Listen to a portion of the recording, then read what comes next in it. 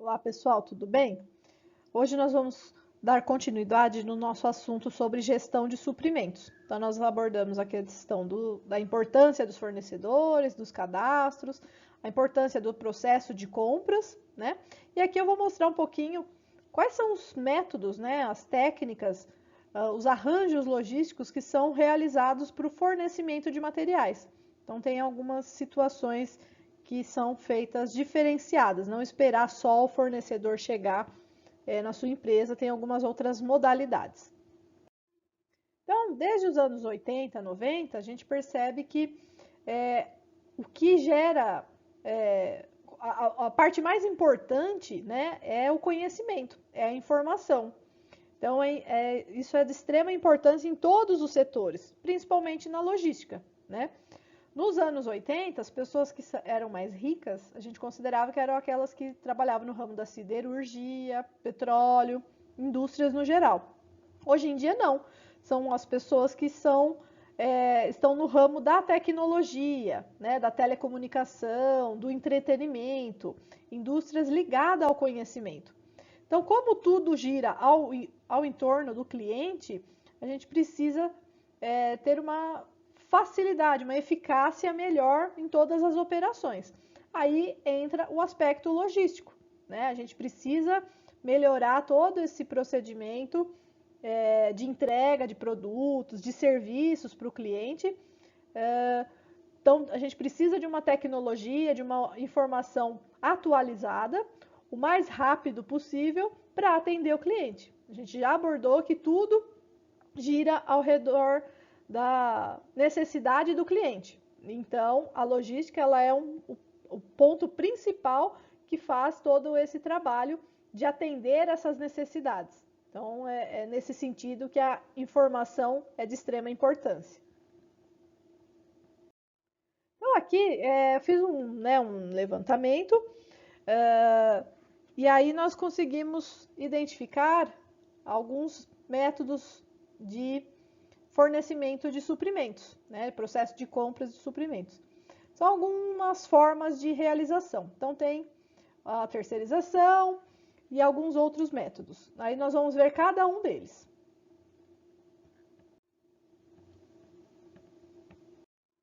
Então, o primeiro que nós vamos abordar é o outsourcing, né?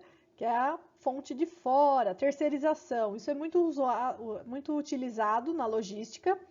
Tem uma relação ganha-ganha, né? Então a gente consegue, a empresa ganha quanto a isso, a pessoa que faz o transporte, o aspecto logístico também.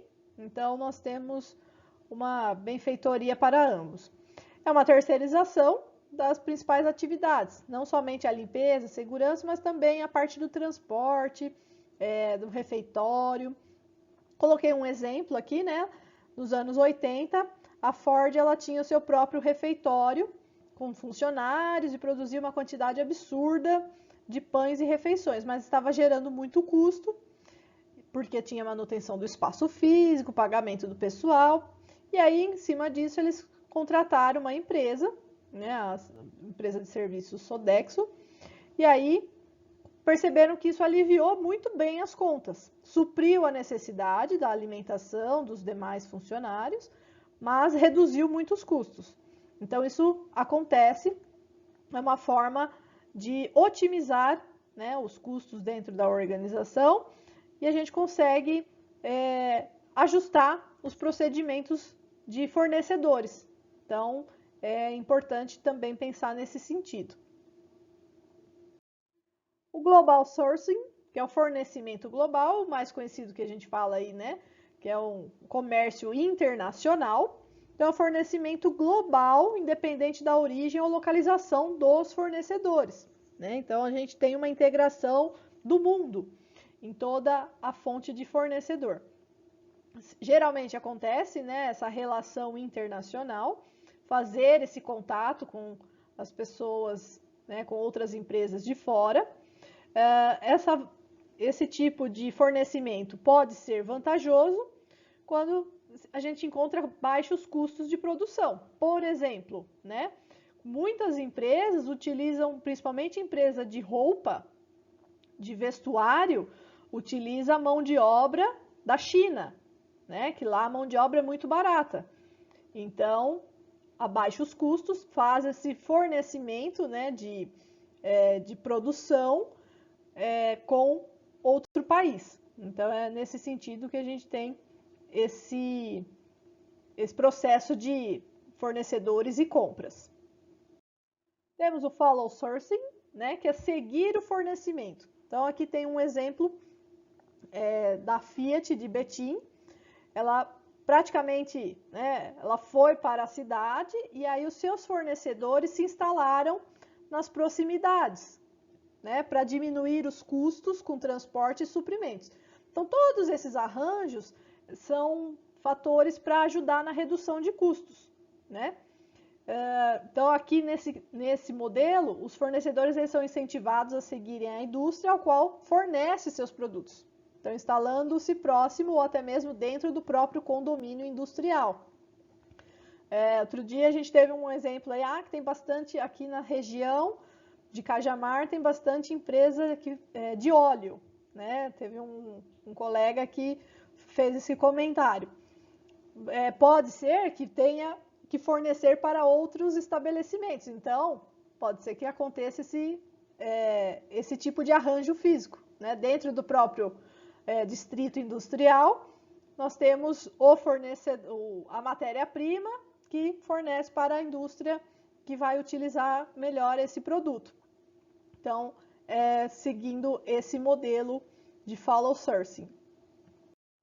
O Milk Room, né, que é o mais comum que a gente já ouviu falar, iniciou lá nos anos 90 nos Estados Unidos e expandiu para todo mundo. Ao invés da empresa ficar esperando chegar aquele monte de fornecedor, cada qual com o seu caminhão, com o seu horário, que são diversos, a fazer aquelas filas enormes de fornecedor para entregar na empresa os produtos, os materiais, e a mesma coisa para sair da empresa, né? Já fiz toda a minha produção, vou fazer a expedição. Aí fica aquela fila enorme para carregar e despachar. Por que não? Para agilizar, né, a produção, o meu caminhão, ele vai passar no fornecedor A. Então, aqui, ó, tem o modelinho, né? Aqui é a entrega normal, individual. Então, o fornecedor A faz a entrega, o B, o C e o D. Então, ó, tenho 4 caminhões em horários distintos, o dia todo, entregando coisas lá na empresa, no departamento dos suprimentos. No modelo do Milk Room, não, eu vou ter um caminhão só, que ele vai passar lá no fornecedor A, depois no fornecedor B, no C e no D, e aí vai chegar na minha empresa. Então, otimiza, né, o custo com transporte nesse sentido. Esse sistema ele vai otimizar esses custos tanto com transporte quanto o custo com estoque. Por quê? Porque eu não vou ter tantos produtos em estoque. Não preciso ter um local enorme para alocar a minha matéria-prima. Porque eu vou passar nos fornecedores conforme a minha necessidade. Então, otimiza bastante tempo e custo com transporte com estoque. Os custos com transporte geralmente são da empresa que vai fazer a busca com os fornecedores, mas caso atrase a entrega, porque você também tem o horário, né? Marcou lá 10 horas da manhã. Chegou, não está pronta a sua mercadoria, a sua matéria-prima para retirada, aí os custos da rota vai ficar para o fornecedor. Então, é um processo interessante, mas tem que ser bem ajustado entre a empresa e o fornecedor para que não ocorra essas situações. E aí, para o sucesso, né, dessa operação do Milk Room, elas precisam estar bem integradas. A comunicação, né, e o comprometimento tem que acontecer para evitar problemas futuros. Então, tem que ser uma coisa sincronizada, né? Conversar com o fornecedor, verificar o tempo, que horário que vai passar, fazer tudo certinho para não causar prejuízo para nenhuma das partes. Porque né, o fornecedor vai acabar tendo, nesse processo, a gente tira a quantidade de caminhões que vai chegar na empresa, mas o fornecedor vai ter vários caminhões fazendo esse processo de milk run. Então, é interessante alinhar corretamente. O consórcio modular, ou o modelo Lopes, né, consiste na aliança de duas ou mais empresas que fabricam o mesmo produto final. Então, essa expressão foi utilizada na indústria automobilística, né, ela teve um precursor aí acho que foi na Volkswagen, esqueci de colocar aqui. E aí ele pensou nisso. Então, como que acontece o consórcio modular? A principal vantagem é a redução de custos da produção. Então, a colaboração de parceiros para a linha de montagem de determinado veículo. Então, a empresa, dentro do próprio local, dentro da própria empresa, eu vou ter a empresa que faz, no caso aqui da imagem, né? A empresa que faz a parte do tanque de combustível, a empresa que faz a suspensão de eixos, a empresa que faz as rodas e pneus, a empresa que faz o motor. Então, todas elas estão interligadas, a empresa que faz a cabine, né? Então, elas ficam dentro do mesmo local, agilizando todo o processo, né, de produção. E aí você consegue agilizar também esses custos da produção que podem aumentar se a gente fizer diferenciado. E agiliza a entrega de suprimentos, né? Não preciso ficar correndo atrás, ficar esperando a peça chegar. Não, já está perto as empresas, a gente também tem que ter um cronograma bem alinhado, mas já está tudo interligado. Aqui, ó, procurement, né, aquisição, compras, né, propriamente dito, é um controle, né, de transações feitas com fornecedores, que vai agilizar toda a construção de histórico de relação com esses parceiros. Então, esse tipo de ação é importante para que a empresa ela consiga avaliar certos fatores, quantidades compradas no ano, e a qualidade das entregas dos seus fornecedores, né? Também faz parte desse procedimento receber e avaliar as entregas vindas dos fornecedores, conferindo tudo, né? Conferindo o padrão de qualidade, a quantidade, se houve extravio e o cumprimento de prazos. Toda essa análise é como se fosse uma auditoria simples, né, e rápida para identificar se o que foi combinado no contrato está sendo respeitado. O principal objetivo disso é estabelecer ciclos de compras eficientes, né, que aí agiliza o tempo e diminui os custos da empresa. Então, você sabe que aquele fornecedor sempre faz tudo certinho, entrega com a qualidade e a quantidade correta, sempre no mesmo prazo, então você não vai perder tempo de ficar buscando outros fornecedores. Vou utilizar sempre o mesmo fornecedor, sincronizando, né, todo o trabalho e a negociação. Então, é interessante sempre utilizar esse processo.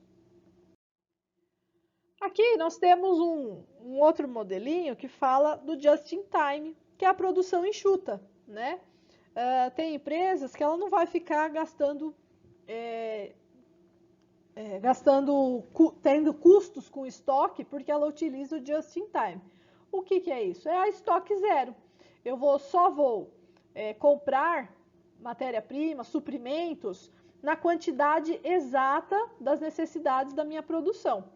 Então, eu já tenho tudo bem cronometrado, bem mais organizado nesse sentido, porque eu preciso comprar 10 unidades de um suprimento, porque eu vou produzir 10 unidades de outro produto. Então, essa produção, ela vai ser a gente fala que ela é enxuta, porque eu vou ter o pedido do cliente, chegou o pedido do cliente, eu já vou dar entrada no pedido. Vou me planejar o mais breve possível, vai acontecer o processo de produção, vou fazer a distribuição e vou receber essas minhas contas. Tudo no tempo cronometrado, né? Então, A produção ela vai acontecer próximo ao momento de entrega. Então, eu preciso saber, ter noção do que eu preciso para produzir o meu produto e aí fazer toda essa organização. Porque eu não vou ter custo com armazenagem e nem movimentação, além de reduzir desperdícios. Então, nessa modalidade, eu vou conseguir agilizar o pedido do meu cliente, vai sair um pedido praticamente personalizado, porque receber o pedido já vai ser feito, né, executado, eu não preciso pegar do estoque, não vai ter prazo de validade, eu consigo fazer efetivamente. E todo o processo logístico em cima disso tem que ser ágil, né, tem que ter agilidade nesse procedimento. Então, é interessante em relação principalmente à redução de custos e desperdícios. Há um pensamento aqui na questão do desperdício, da gestão de resíduos, né, sólidos. Você não tem tanto desperdício. Se eu estou comprando matéria-prima numa quantidade exata para produção, é para não ter desperdício de matéria-prima. Então, é nesse sentido que gira esse tipo de técnica de arranjos logísticos no fornecimento de suprimentos. O Just-in-Time 2, ele é o mesmo processo, né, do produção enxuta, só que, nesse caso, um representante da empresa fornecedora, ele trabalha diretamente na empresa do fabricante. E aí ele vai auxiliar nas decisões de planejamento da manufatura, ou seja, ele vai acessar todos os arquivos e vai dar ajudas, auxílios nessa questão da produção sempre permanecer enxuta, evitando os desperdícios, evitando custos e agilizando todo o processo da comunicação da empresa entre empresa e fornecedor. E, consequentemente, isso agiliza o ciclo do pedido, agiliza a entrega para o meu cliente, né? Então, é interessante otimizar. Se eu tenho alguém da área do meu fornecedor dentro da empresa, agiliza ainda mais, porque ele já sabe como que é todo o funcionamento e ele consegue ver o ciclo do pedido. Então, ele também auxilia no planejamento da compra dos suprimentos. De acordo com o Kotler, né, essas informações, esses modelos de arranjos físicos, eu tirei de um livro do Kotler, e ele aborda que os sistemas de informações, eles têm um papel importantíssimo, né, no gerenciamento da logística de mercado. Então, principalmente na questão dos computadores, terminais de vendas, código de produtos, rastreamento por satélite, troca de dados e a transferência eletrônica de fundos. Então, essas tecnologias capacitaram as empresas a diminuírem o prazo de entrega, controlando o pedido por meio da tecnologia. Então, tudo volta naquele início, né? Tudo gira em torno do cliente. Então, o cliente faz um pedido, ele tem uma necessidade de um produto, de um serviço, tudo vai girar em torno dele. O que vai ser melhor para eu conseguir entregar em menos tempo, ao menor custo para o meu cliente? Vai ser mais fácil eu ir buscar a minha matéria-prima em cada fornecedor? Vai ser mais fácil eu ter um representante, um fornecedor dentro da minha empresa para agilizar esse processo de venda? Eu vou conseguir fazer o just-in-time para agilizar esse processo de entrega? Então, é nesse sentido, tudo girando em torno ao meu cliente, as necessidades do meu cliente, as necessidades do pedido dele, que eu vou verificar, planejar e organizar quais são os elementos necessários para que a logística atenda a esta necessidade. Aqui eu vou deixar dois links, dois sites que mostram algumas vantagens e desvantagens, né, do outsourcing. E aqui, qual que é a diferença de sourcing e procurement? Então, são duas reportagens bem curtinhas que é interessante, vocês podem acessar e conseguir visualizar melhor tudo isso que eu estou falando, tá bom?